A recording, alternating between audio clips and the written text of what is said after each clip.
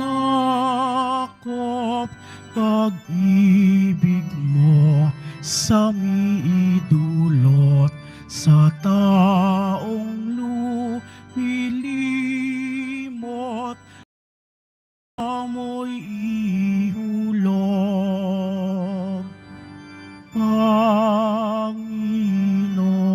Panginoon, napasa amin. Ika'y tanglaw at siyang lakas sa pagbabago ng buhay. Halina man akop pag-ibig mo sa miidulot sa taong lumilimot, awa mo. Sa ngalan ng Ama at ng Anak at ng Espiritu Santo, Amen. sumainyo ang Panginoon. At sumayo rin. Mga kapatid kay Kristo at mga kadiboto, tayo po ngayon ay nasa ikalawang linggo ng Adbyento. Tayo pong lahat ay tinipon ng ating Nuestro Padre, Jesus Nazareno, bilang kaanib ng angka ng Diyos. Tinipon niya ang bawat isa sa atin sapagkat mahal niya tayo. Kaya dumulog po tayo sa ating maawaing Panginoon na nagpapatawad ng lubos. Inaamin ko sa makapangyarihang Diyos At sa inyo mga kapatid, nalubha akong nagkasala sa isip, salita at sa gawa at sa aking pagkukulang.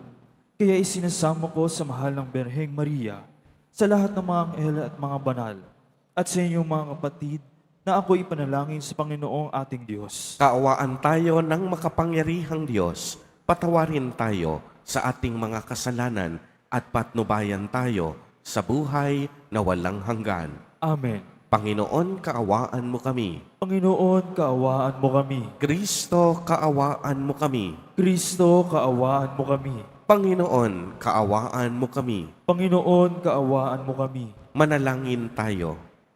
Ama naming makapangyarihan at maawain, sa aming pagsalubong sa iyong anak, huwag mong ipahintulot na maging hadlang ang aming mga pinagkakaabalahan. Turuan nawa kami ng kaniyang karunungan upang kami ay kaniyang makapiling kasama mo at ng Espiritu Santo magpa sa walang hanggan. Amen. Magsiupo muna ang lahat. Pagbasa mula sa aklat ni Propeta Baruch. Jerusalem, hubarin mo na ang lambong ng panluluksa at isuot mo ang walang hanggang kaningningan ng Diyos. Ibalabal mo ang kanyang katwiran at iputong mo sa iyong ulo ang korona ng kadakilaan ng Diyos na walang hanggan. Itatanyag kanya sa lahat ng dako. Tatawagin kang kapayapaang bunga ng katwiran at karangalan ng pagiging makadiyos. Jerusalem, tumindig ka at umakyat sa mataas na burol. Tingnan mo ang iyong mga anak na sa isang tawag lamang ng Diyos na banal ay natitipon mula sa silangan hanggang sa kanluran. Nagagalak sila pagkat hindi sila kinalilimutan ng Diyos. Bihag silang inagaw sa iyo at kinaladkad na palayo. Ngunit ngayoy ibinabalik sa iyong sakay sa kaluwalhatian, na wari nakaupo sa maharlikang trono. Iniutos ng Diyos na patagin ang matataas na bundok at walang hanggang burol at tambakan ang mga lambak upang panatag na makabalik ang bayang Israel na puspos ng kadakilaan ng Diyos. Sa utos niya'y lilitaw ang maraming mababangong punong kahoy upang liliman ang Israel. Aakayin sila ng Diyos at babalik silang masaya sa pangangalaga ng kanyang habag at katwiran at liligaya sa liwanag ng kanyang walang hanggang kaningningan. Ang salita ng Diyos. Salamat sa Diyos. Gawa ng Diyos ay dakila, kaya tayo'y natutuwa. Gawa ng Diyos ay dakila, kaya tayo'y natutuwa. Nang lingapin tayo ng Diyos at sa Siyon ay ibalik. Ang nangyaring kasaysayay parang isang panaginip. Lahat tayo ay natuwa, masasayang nagsiawit. Gawa ng Diyos ay dakila, kaya tayo'y natutuwa. Ang sabi ng mga bansang nagmamasid sa paligid. Ang ginawa ng Diyos nila ay dakila, anong rikit. Dakilang ang masasabi, pambihira ang ginawa. Kaya naman kami ngayon, kagalakay, di kawasa. Gawa ng Diyos ay dakila, kaya tayo'y natutuwa. Kung paanong inuulan, yaong mga tuyong batis. Sa sariling bayan namin, kami poon ay ibalik. Silang mga nagbubukid na nagtanim na may luha, bayaan mo na mag-aning, masasaya't natutuwa. Gawa ng Diyos ay dakila, kaya tayo'y natutuwa. Yaong mga nagsihayong dalay binhit na nanangis, ay aawit na may galak, dalay ani pagbalik. Gawa ng Diyos ay dakila, kaya tayo'y natutuwa.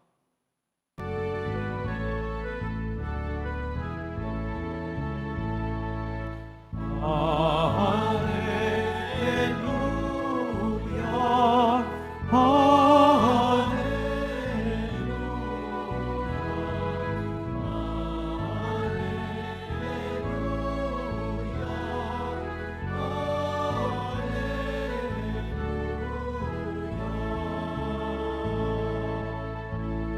daan ng poong nariyan na. Tuwirit ihanda sa Kanya,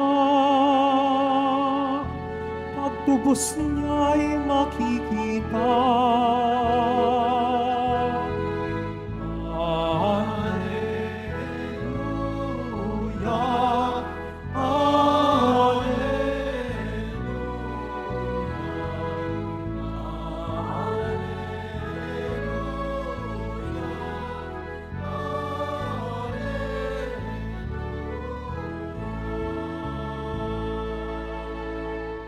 Sumainyo ang Panginoon. At sumayo rin. Ang mabuting balita ng Panginoon ayon kay San Lucas. Papuri sa iyo, Panginoon.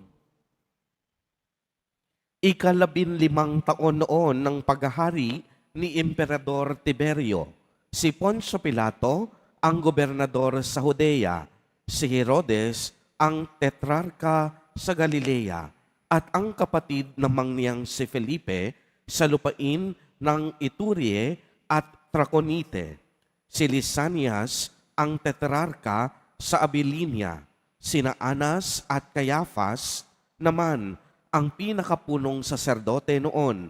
Nang panahong iyon, nasa ilalim ni Juan na anak ni Zacarias, dumating sa kaniya ang salita ng Diyos, kaya't nilibot niya ang mga lupain sa magkabilang panig ng Hordan at nangaral, pagsisihan ninyo at talikdan ang inyong mga kasalanan at pabinyag kayo upang kayo'y patawarin ng Diyos.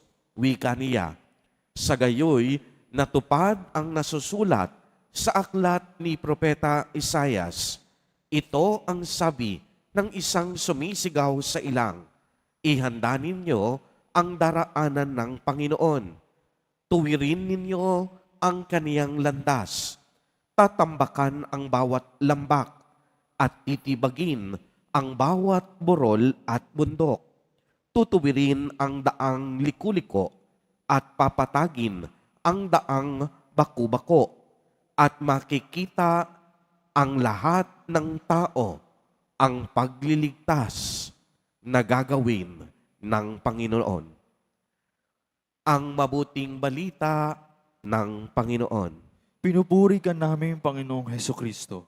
Magsiupo muna ang lahat. Magandang umaga po sa inyong lahat, mga kapatid kay Kristo. sa lahat po ng ating mga taga-subaybay sa iba't ibang online platforms at sa lahat ng ating mga kadiboto sa iba't ibang panig ng Pilipinas at maging sa buong mundo kung saan tayo ay naaabot ngayon ng ating live streaming. Mapayapang umaga din po sa inyong lahat. Purihin at dakilain natin ang ating Panginoon, ang mahal na poong Jesus Nazareno.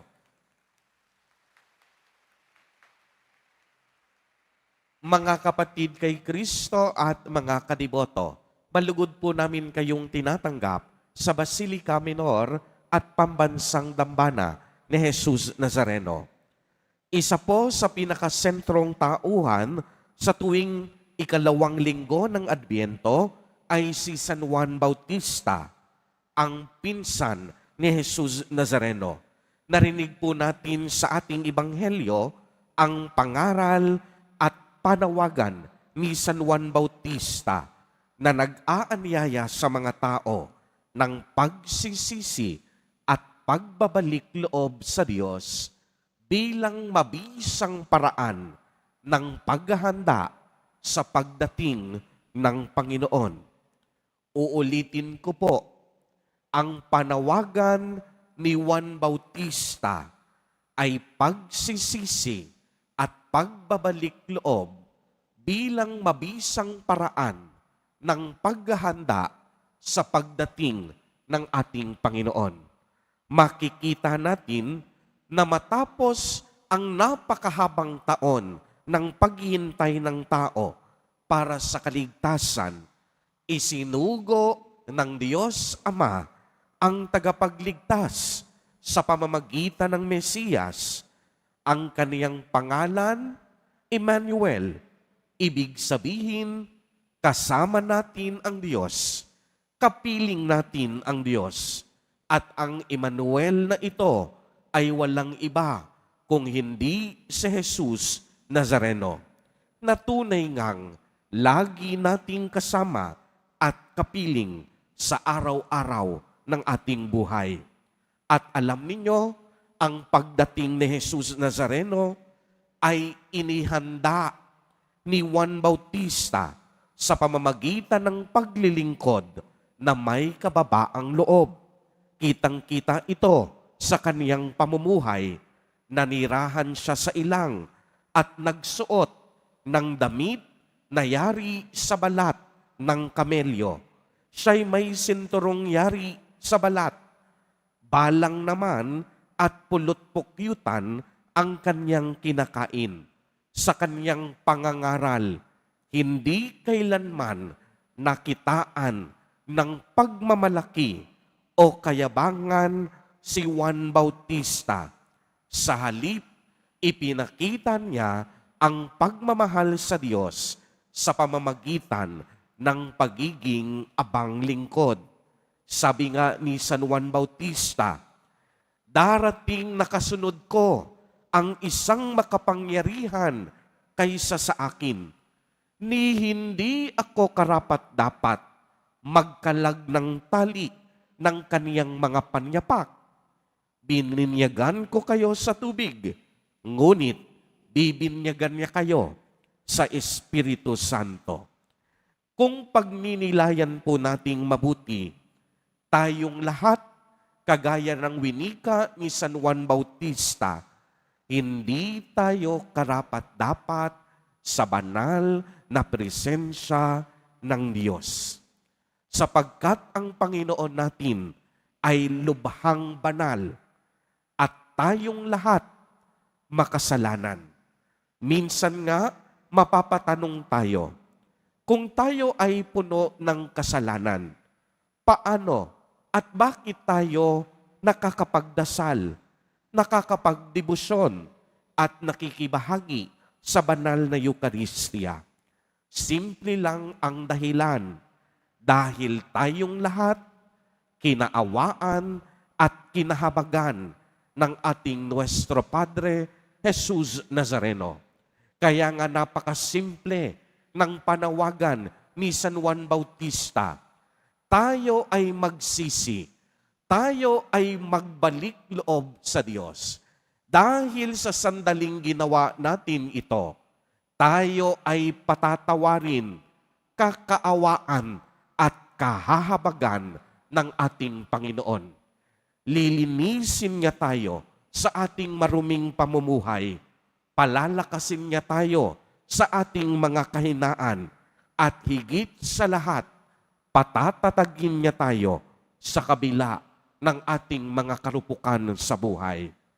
Mga kapatid kay Kristo, maganda ding itanong natin sa ating mga sarili, paano kaya kung sakaling may kakaunting panahon na lang tayo dito sa lupa? Paano kung sa sandaling panahon na lamang ay tawagin na tayo ng Diyos sa Kaniyang kaharian? Paano kung hindi tayo nakapagsisi at nakapagbalik loob? Masasabi nating sayang ang napakadaming pagkakataon na ibinibigay sa atin ng Diyos upang magsisi at magbalik loob. Sayang ang pagkakataon na mailigtas tayo ni Jesus Nazareno mula sa kuko ng kamatayan at kasalanan. Lagi po nating tatandaan, ang Diyos patuloy-tuloy ang pagmamahal sa atin. Hindi mahalaga ang ating maduming nakaraan. Ang mahalaga, tinatama natin ang ating pagkakamali at taos-puso ang ating pagbabalik loob. Huwag tayong mapako sa ating nakaraan. Anumang dumi at lalim ng ating pagkakasala, basta tayo ay handang tumugon sa panawagan ni Jesus ng pagbabalik loob at sundin ang kalooban ng Ama, nakakasiguro tayo na tayo ay patatawarin sa lahat ng ating kasalanan. At hindi lang yan, babaguhin pa ng Diyos ang ating buhay at pamumuhay. Amen. Purihin at dakilain natin ang ating Panginoon, ang mahal na poong Jesus Nazareno.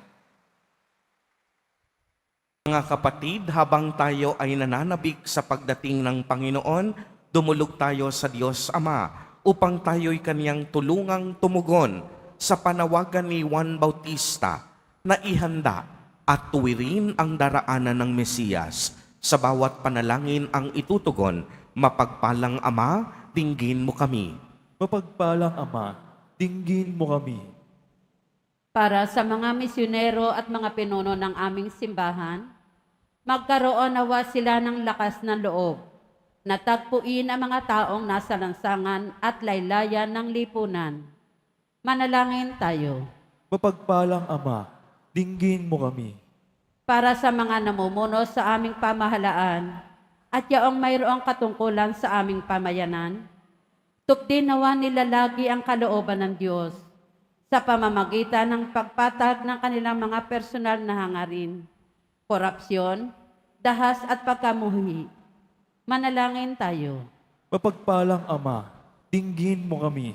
Para sa mga may sakit, makatagpo nawa sila ng kagalingan at espiritual na paglago sa salita ng Diyos at hapag ng Eukaristiya.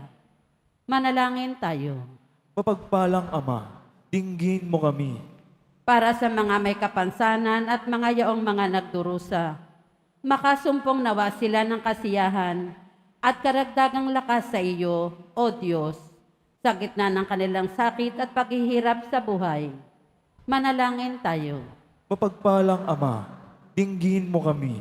Para sa mga yumao naming kapatid, matamasa nawa nila ang kagalakan sa piling ni Kristo, mga anghel at mga banal, sa piging ng kanyang kaharian sa langit. Manalangin tayo. Mapagpalang Ama, dinggin mo kami. Isama po natin sa ating mga panalangin ang mga kapatid at kadiboto natin na nagdiriwang ng kanilang kaarawan sa araw na ito. Ang mga mag-asawang nagdiriwang ng anibersaryo ng kanilang mga kasal, ang mga kaibigan at kamag-anak natin na may sakit at may malubhang karamdaman, gayon din ang mga pamilyang nagugutom at walang makain. Naway ingatan, patnubayan, at basbasan silang lagi ni Jesus Nazareno. Manalangin tayo. Mapagpalang Ama, dinggin mo kami.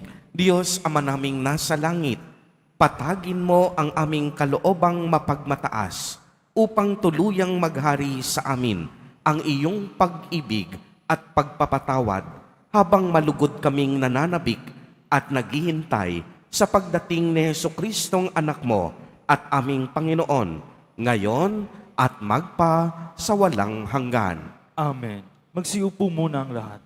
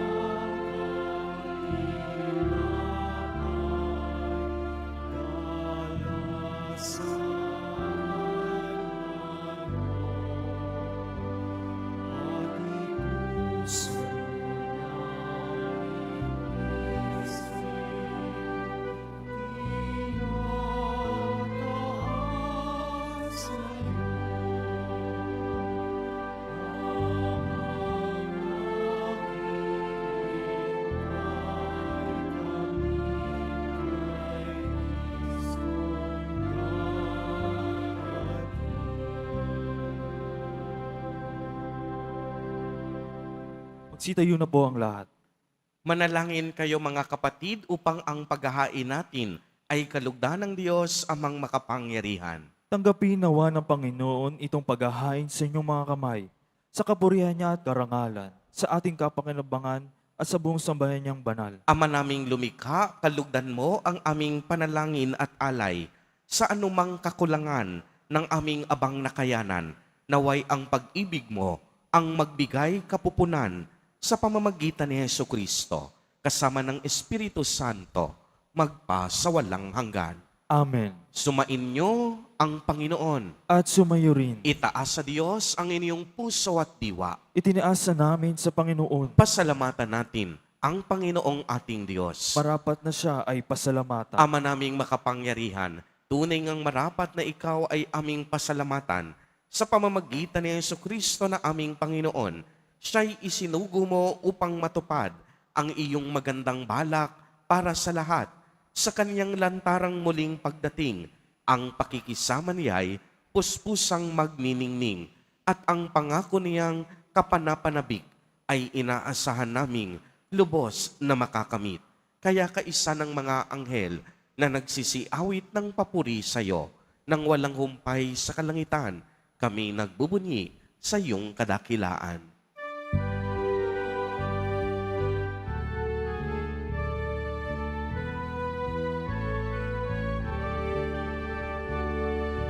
Santo, Santo, Santo,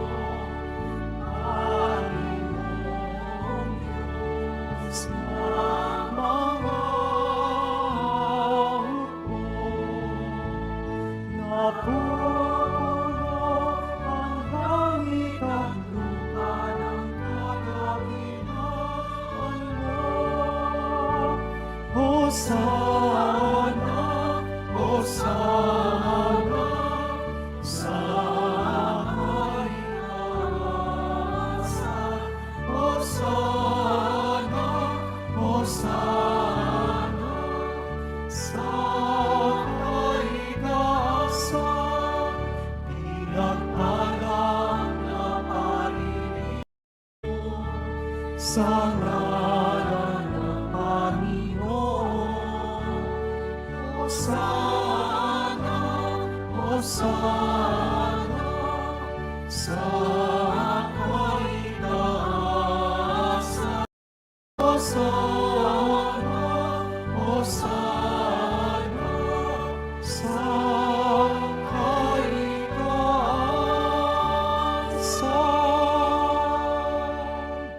Magsilud po ang lahat. Ama naming banal, ikaw ang bukal ng tanang kabanalan. Kaya't sa pamamagitan ng iyong Espiritu, ay gawin mo pong banal ang mga kaloob na ito upang para sa amin ay maging katawan at dugo ng aming Panginoong Hesukristo. Bago niya pinagtisang kusang loob na maging handog, hinawakan niya ang tinapay, pinasalamatan kaniya, pinagati-hati niya iyon, iniabot sa kaniyang mga alagad at sinabi, "Tanggapin ninyong lahat ito at kanin.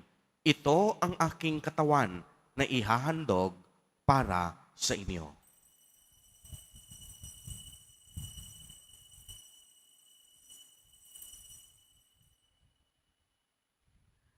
Gayon din naman noong matapos ang hapunan, hinawakan niya ang kalis, muli kaniyang pinasalamatan. Iniabot niya ang kalis sa kaniyang mga alagad at sinabi, "Tanggapin ninyong lahat ito at inumin. Ito ang kalis ng aking dugo, ng bago at walang hanggang tipan, ang aking dugo na ibubuhos para sa inyo at para sa lahat sa ikapagpapatawad ng mga kasalanan. Gawin ninyo ito sa pag-alaala sa akin."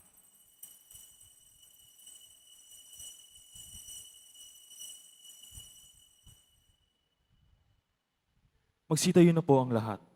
Ang misteryo ng pananampalataya. Si Kristo'y namatay, si Kristo'y nabuhay, si Kristo'y babalik sa wakas ng panahon. Ama, ginagawa po namin ngayon ang pag-alaala sa pagkamatay at muling pagkabuhay ng iyong anak. Kaya't iniaalay namin sa iyo ang tinapay na nagbibigay buhay at ang kalis na nagkakaloob ng kaligtasan.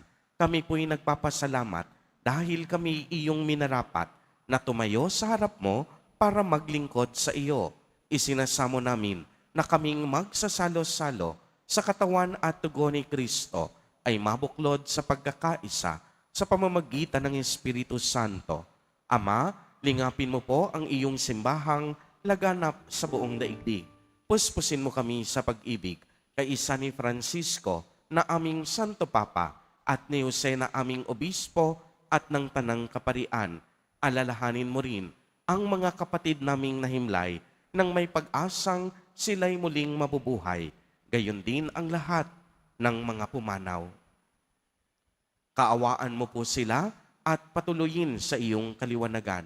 Kaawaan mo at pagindapatin kaming lahat na makasalo sa iyong buhay na walang wakas, kaisa ng mahal na Birheng Maria na Ina ng Diyos, ng kabiyak ng puso niyang si San Jose, kaisa ng mga apostol at ng lahat ng mga banal na namuhay dito sa daigdig ng kalugod-lugod sa iyo, maipagdiwang nawa namin ang pagpupuri sa ikararangal mo sa pamamagitan ng iyong anak na aming Panginoong Hesukristo. Sa pamamagitan ni Kristo, kasama niya at sa Kaniya, ang lahat ng parangal at papuri ay sa iyo, Diyos amang makapangyarihan, kasama ng Espiritu Santo, magpa sa walang hanggan.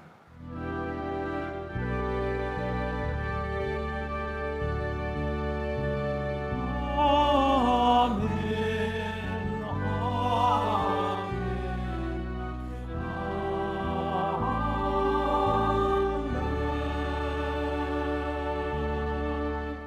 Sa tagubilin ng mga nakagagaling na utos at turo ni Jesus na Panginoon natin at Diyos, ipahayag po natin ng lakas loob. Ama namin, sumasalangit ka. Sambahin ang ngalan mo. Mapasa amin ang kaharian mo, sundin ang loob mo dito sa lupa para ng sa langit.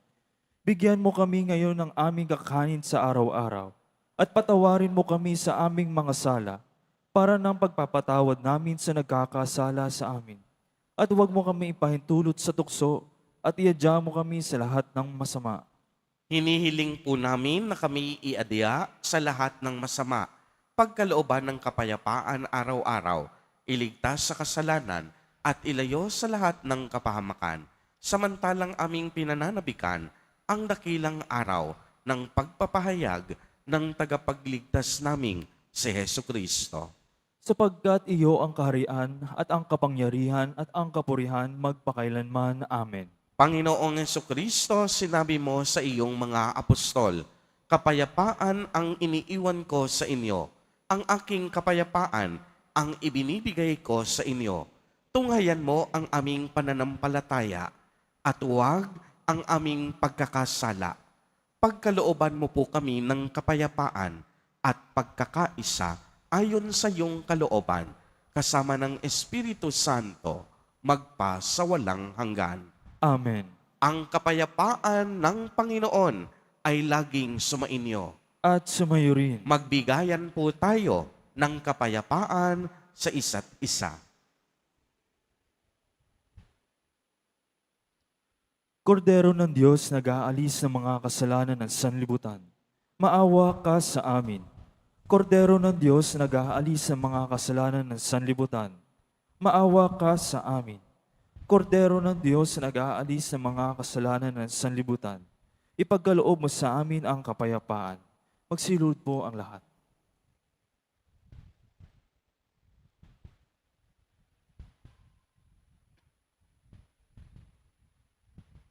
Ito ang kordero ng Diyos. Ito ang nag-aalis ng mga kasalanan ng sanlibutan. Mapalad ang inaanyayahan sa kaniyang piging. Panginoon, hindi ako karapat-dapat na magpatuloy sa iyo, ngunit sa isang salita mo lamang ay gagaling na ako.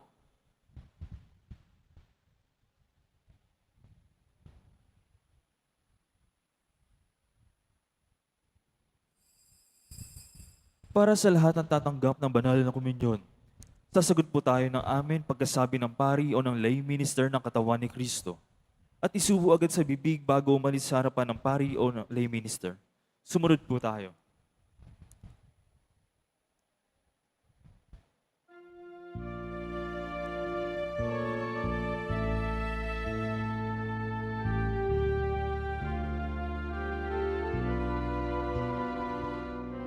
Alangin tayo. Ama naming mapagmahal, kaming pinapakinabang mo sa iyong banal na salo-salo, ay turuan mong kumilala sa layunin ng iyong mga nilikhang bagay na dapat naming gamitin upang kami ay sumapit sa iyong piling.